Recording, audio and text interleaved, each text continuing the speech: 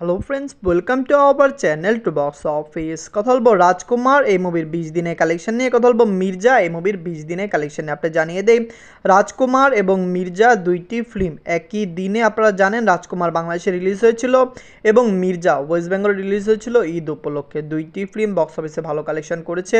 রাজকুমার তো বাংলাদেশের থেকে রেকর্ড ব্রেকিং কালেকশন করেছে, প্লাস ওভারসিজ মার্কেটে ভালো কালেকশন করেছে, যেখানে মির্জাও ঈদ উপলক্ষে রিলিজ হয়েছে এবং মুভিটি ভালো কালেকশন করতে পেরেছে।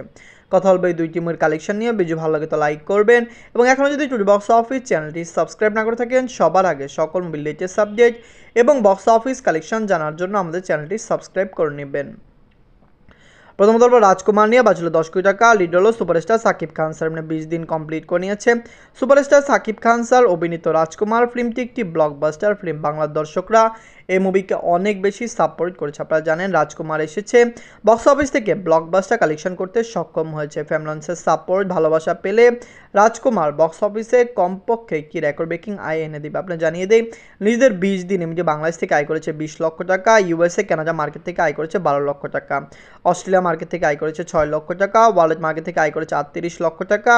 টোটাল এর গ্রোথ হলো 27 কোটি 13 লক্ষ টাকা। অনেকে চিন্তা করে ওয়ার্ল্ড ওয়াইড মার্কেট যদি 38 লক্ষ টাকা আয় করে তো 27 কোটি 13 লক্ষ টাকা কি? আপনি জানিয়ে দেই, 38 লক্ষ টাকা হলো আজকের দিনের কালেকশন এবং টোটাল যে 27 কোটি 13 লক্ষ টাকা সেটি হলো টোটাল 20 দিনের আয়। আপনাদের এখনও জানিয়ে দিই, রাজকুমার কিন্তু ওভারসিজ মার্কেটে অনেক লোকেশনে রিলিজ হওয়া বাকি আছে। রিলিজ হলে রাজকুমার আরও ব্লকবাস্টার কালেকশন করতে সক্ষম হবে।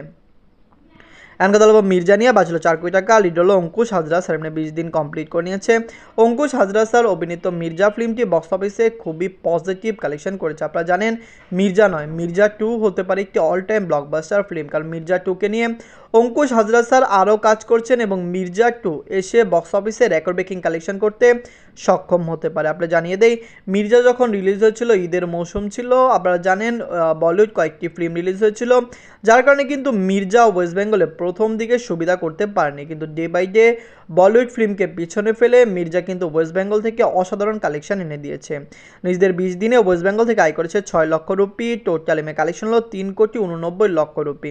আপনারা যদি এখনও মির্জা না থাকেন, দেখবেন অঙ্কুশ হাজরা স্যার অভিনীত মির্জা ফিল্মটি কেমন হয়েছে। আমরা এক্সপেক্ট করছি যে বক্স অফিসে একটি রেকর্ড ব্রেকিং কালেকশন করে নেবে। আপনারা কমেন্ট করে জানিয়ে দিন মির্জা রাজকুমার এই দুইটি মুভির মধ্যে সবচেয়ে সেরা বাংলা মুভি কোনটি। আমরা এক্সপেক্ট করছি দুইটি ফিল্ম বক্স অফিসে ব্লকবাস্টার যাবে এবং রাজকুমার প্রথম বাংলা ফিল্ম হতে পারে যেটি 50 কোটি প্লাস বিজনেস করতে পারে। ধন্যবাদ।